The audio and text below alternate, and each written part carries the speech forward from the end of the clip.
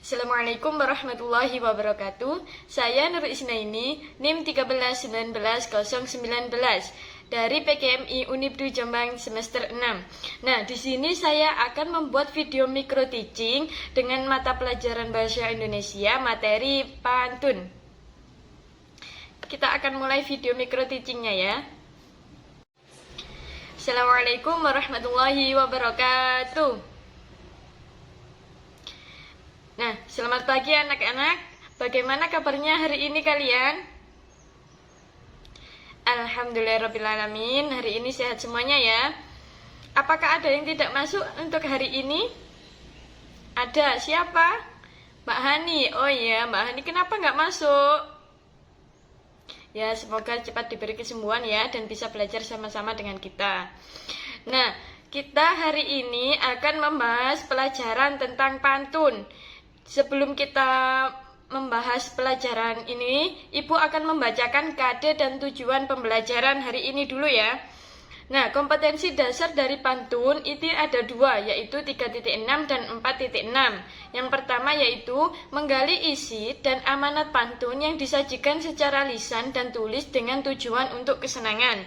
Nah, yang kedua yaitu 4.6, melisankan hasil karya pribadi dengan lafal, intonasi, dan ekspresi yang tepat sebagai bentuk ungkapan diri. Nah, selanjutnya itu tujuan pembelajaran ada 5. Yang pertama yaitu dengan kegiatan mencari tahu tentang pantun, siswa dapat menyebutkan bagian-bagian dan ciri-ciri pantun dengan tepat.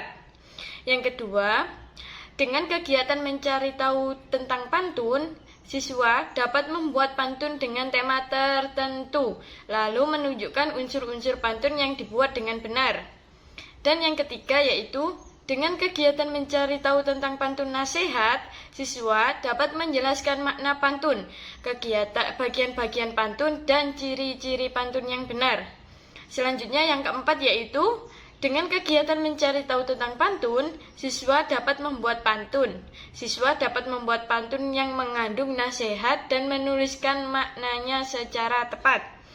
Dan yang terakhir yaitu dengan kegiatan membaca contoh pantun anak-anak, pantun muda, dan pantun dewasa, siswa dapat mengidentifikasi jenis-jenis pantun sesuai yang dibaca. Nah, dalam sebuah pantun itu ada dua, yaitu terdiri atas sampiran dan isi. Sampiran yaitu dari yang baris pertama dan yang kedua, dan isi itu mengandung amanat di baris yang ketiga dan keempat.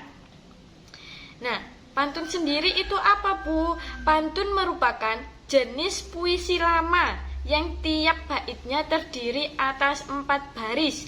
Jadi satu bait pantun itu terdiri dari 4 baris, serta memiliki sampiran dan isi. Jadi 4 baris itu terdiri dari 2 baris sampiran dan 2 baris isi. Nah, sampiran di sebelah mana, Bu? Dan isi di sebelah mana? Nah, kalau sampiran itu di baris pertama dan kedua, itu yang namanya sampiran. Dan yang isi itu di baris ketiga dan keempat. Dan baris ketiga dan keempat itu mengandung makna. Pantun dapat digunakan untuk mengungkapkan perasaan seseorang mengenai suatu kejadian atau peristiwa yang dialaminya. Jadi pantun itu bisa juga digunakan untuk mengungkapkan perasaan atau mengenai suatu kejadian atau peristiwa yang dialaminya. Misalkan ada pantun nasihat, ada pantun dewasa, ada pantun anak-anak. Nah, pantun adalah suatu karya sastra Indonesia yang memiliki ciri khas yang membedakannya dengan bentuk karya-karya sastra Indonesia lainnya. Jadi pantun itu memiliki ciri khas yang tersendiri. Nah, ciri-ciri pantun sebagai berikut. Yang pertama yaitu bersajak AB-AB. Maksudnya bersajak AB-AB itu gimana, Bu? Nah, kan tadi pantun terdiri dari 4 baris. Baris 1, 2, 3, dan 4. Nah, untuk baris 1 dan baris ketiga, ini akhiran hurufnya harus sama. Misal di baris pertama itu berakhir dengan kata belanja, dan diakhiri dengan kata A. Nah, untuk baris ketiga itu juga harus diakhiri dengan kata A gitu. Nah, untuk baris kedua dan keempat juga sama seperti itu. Jika baris kedua diakhiri dengan huruf T, maka baris keempat juga harus diakhiri dengan huruf T juga. Nah, itu yang dinamakan dengan bersaja A, B, A, B. Yang kedua, ciri yang kedua yaitu terdiri atas 4 baris dalam satu bait. Biasanya pantun itu satu bait ya. Satu bait itu terdiri dari 4 baris. Nah, baris 1, baris kedua, baris ketiga, dan baris keempat. Baris 1 tadi berupa apa, hayo? Ya, betul. Baris 1 dan 2 itu berupa sampiran, dan baris ketiga dan keempat itu berupa isi. Ciri-ciri pantun yang berikutnya yaitu setiap baris terdiri dari 8 sampai 12 suku kata. Jadi yang terakhir yaitu terdiri atas 2 bagian, yaitu yang tadi sampiran dan isi. Sampiran itu baris 1 dan 2, isi itu baris 3 dan keempat. Nah, isi itu yang mengandung makna dari suatu pantun tersebut atau pesan yang akan disampaikan dari pantun tersebut. Selanjutnya yaitu bagian sampiran pantun terdapat pada baris pertama dan kedua dalam bait pantun. Sedangkan bagian isi pantun terdapat pada bagian baris ketiga dan keempat dalam bait pantun. Yang tadi ya sudah Ibu jelaskan. Jadi satu pantun itu satu bait terdiri dari 4 baris. Baris pertama dan kedua merupakan ya sampiran, dan baris ketiga dan keempat merupakan isi. Bagian isi pantun berisi maksud atau amanat pesan yang ingin disampaikan pembuat pantun. Jadi bagian ketiga dan keempat yang dinamakan isi itu adalah berisi tentang makna yang ingin disampaikan oleh pembuat pantun atau penulis pantun kepada pembacanya. Yaitu misalkan contoh pantun nasihat.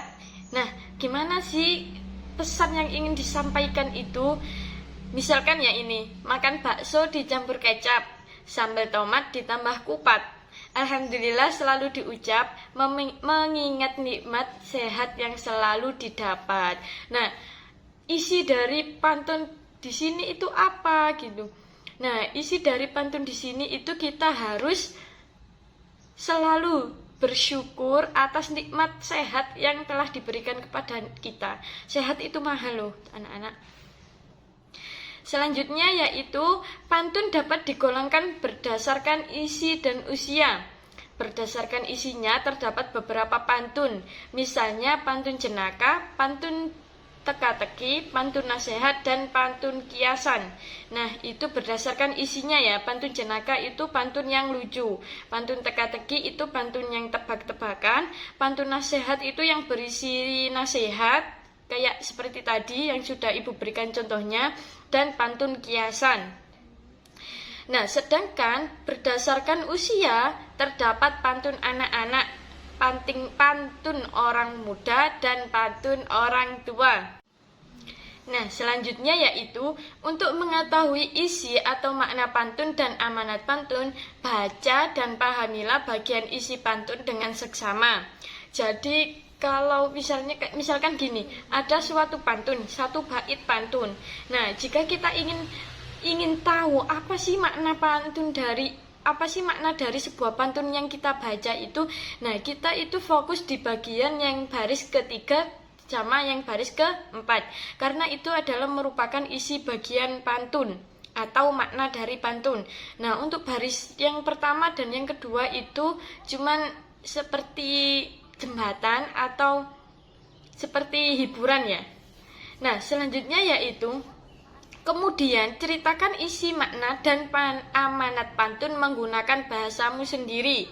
Jadi setelah kita membaca pantun, terus kita memahami apa sih isi dari baris ketiga dan keempat itu, lalu kita menyampaikan, oh jadi gini, pantun ini itu menceritakan tentang gini.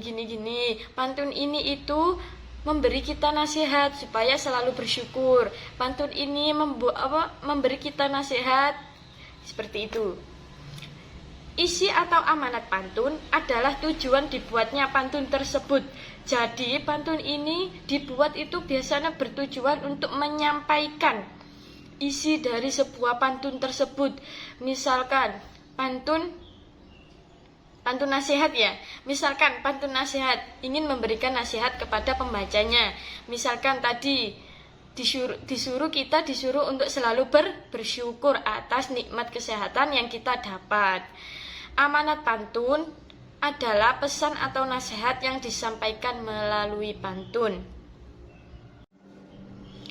Nah, dari yang sudah Ibu jelaskan tadi, apa ada yang ingin ditanyakan? Baik, selanjutnya yaitu Ibu akan membaca satu pantun lagi. Nah, kalian akan menjawab pertanyaan yang Ibu ucapkan dari pantun yang Ibu bacakan ya. Nah, pantunnya sama seperti tadi, yaitu makan bakso dicampur kecap, sambal tomat ditambah kupat. Alhamdulillah selalu diucap, mengingat nikmat sehat yang selalu didapat. Nah, dari pantun yang sudah Ibu bacakan tadi, Ibu mau tanya, sajak yang digunakan dalam pantun yang sudah Ibu bacakan tadi apa? Hayo. Nah, untuk sajak yang pertama yaitu menggunakan huruf P. Baris pertama huruf terakhirnya itu P. Baris kedua yaitu huruf terakhirnya huruf T. Baris ketiga kembali lagi seperti baris pertama yaitu huruf P, dan baris keempat sama seperti baris kedua yaitu berakhiran dengan huruf T. Jadi sajak dari pantun yang Ibu bacakan yaitu PT. Gitu. Nah, selanjutnya jumlah suku kata dalam setiap baris. Misalkan tadi ya Ibu baca makan bakso dicampur kecap. Nah, baris pertama ini berapa suku kata? Ada yang tahu? Nah, baris pertama itu terdiri dari 4 suku kata. Kok bisa, Bu? Ya gini, mari kita belajar bersama-sama, simak sama-sama ya. Makan bakso dicampur kecap. Makan bakso dicampur kecap. Jadi terdapat 4 suku kata di baris pertama. Nah, selanjutnya untuk baris kedua, sambal tomat ditambah kupat. Berapa suku kata? Sama seperti baris pertama yaitu 4 suku kata. Sambal, tomat, ditambah kupat. Nah, yang baris ketiga yaitu alhamdulillah selalu diucap, terdiri dari 3 suku kata saja. Gimana, Bu? Yaitu alhamdulillah selalu diucap. Yang baris terakhir yaitu mengingat nikmat sehat yang selalu didapat. Nah, ini yang lebih banyak ya suku katanya. Mengingat nikmat sehat yang selalu didapat. Terdapat 6 suku kata di baris keempat. Nah, bagian sampiran itu yang mana, Bu? Nah, bagian sampiran itu yang ada di baris pertama dan baris kedua, yaitu makan bakso dicampur kecap, sambal tomat ditambah kupat. Nah, itu yang merupakan bagian sampiran. Dan bagian isi yaitu di alhamdulillah selalu diucap, mengingat nikmat sehat yang selalu didapat. Itu disebut di bagian isi karena berada di baris ketiga dan keempat. Dan selain itu juga mengandung maknanya apa? Menyuruh kita untuk selalu bersyukur. Selanjutnya kalian buka untuk halaman 28. Nah, di situ ada beberapa soal, ada 5 soal dan 1 contoh soal pantun. Silahkan dikerjakan ya. Ibu tunggu 10 menit lagi. Baik, cukup sekian pelajaran dari Ibu hari ini. Semoga pelajaran hari ini bisa bermanfaat untuk kalian semuanya. Mohon maaf bila ada salah ya. Cukup sekian dari Ibu. Terima kasih. Wassalamualaikum warahmatullahi wabarakatuh.